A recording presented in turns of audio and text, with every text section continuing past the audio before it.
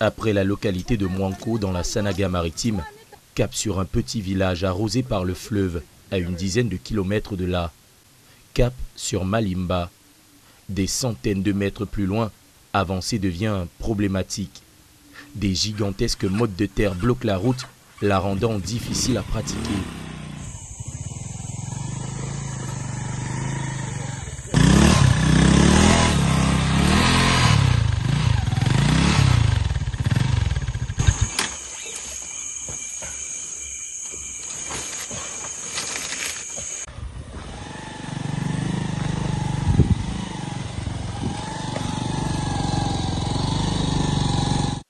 Finalement, nous arrivons à Malimba, précisément dans le petit village de Moulongo. La première chose qui nous frappe à notre arrivée, c'est le calme et la tranquillité qui règnent ici. Malimba, que vous êtes venu ici aujourd'hui, à 4 quartiers. Il y a les Moulongo, il y a les Malbengue, Maldjedou et Bongo. Une paix qui cache mal la précarité des habitants. Nous sommes un peu perdus, nous avons du mal à nous repérer. Heureusement pour nous, nous rencontrons Catherine Siliki. Elle tient à nous parler. Quand vous êtes malade ici, vous faites comment? On fait comment? Il y a un hôpital, ça fait depuis, c'est déjà fermé, le type là n'est pas là. Depuis, il n'est pas là. Et quand vous voulez vous soigner? On est obligé de quitter ici, aller à Mouanko. De 17 semaines de quitter ça à Mouanko, on quitte ici, aller à Mouanko, aller-retour, c'est 2000 francs. Donc le transport d'ici là, c'est 2000 francs. Vraiment, on souffre. Et ici à l'école? Il y a l'école. Si tu passes comme ça là, il n'y a même pas les élèves là-bas, vraiment. Tu passes comme ça, là, tout droite, tu vas voir l'école là-bas. Tu passes à l'école, tu passes l'hôpital, tu arrives à l'école. C'est très mauvais. Nous savons désormais où nous devons aller. L'école publique de Moulongo et le centre de santé intégré. Sur notre chemin, au détour d'un sentier broussailleux, nous rencontrons une autre habitante qui nous parle de ce fameux centre de santé.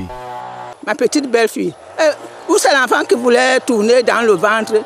Je suis allée seulement voir la vieille maman qui est ici là, à côté, que vous avez laissée.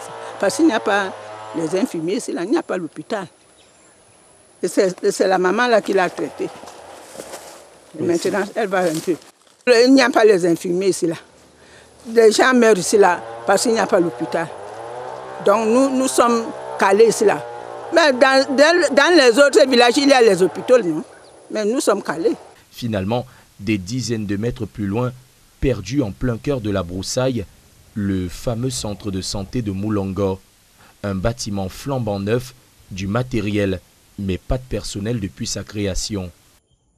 Comment est-ce possible? Quelqu'un vient vers nous.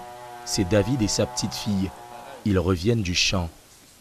David en sait beaucoup sur ce centre de santé.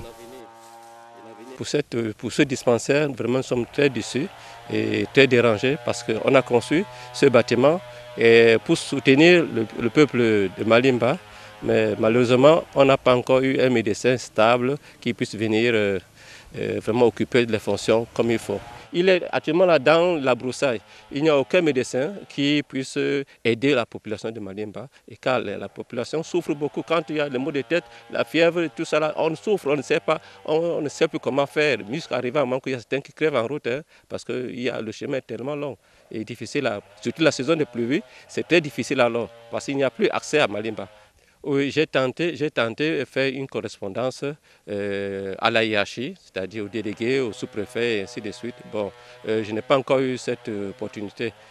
En attendant, David, sa petite fille comme les habitants de Moulongo devront encore se rendre à Mouanko pour espérer recouvrer la santé. Le jour décline. Dans la pénombre, un squelette de bâtiment se dresse à moitié détruit. Nous sommes face à l'école publique de Moulongo. Des toitures arrachées, des salles de classe aux allures de zoo ou de classe fantôme. C'est vous qui voyez.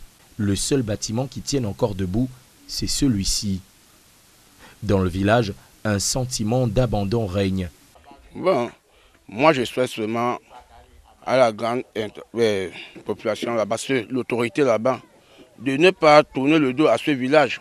Parce que ce village est un village camerounais.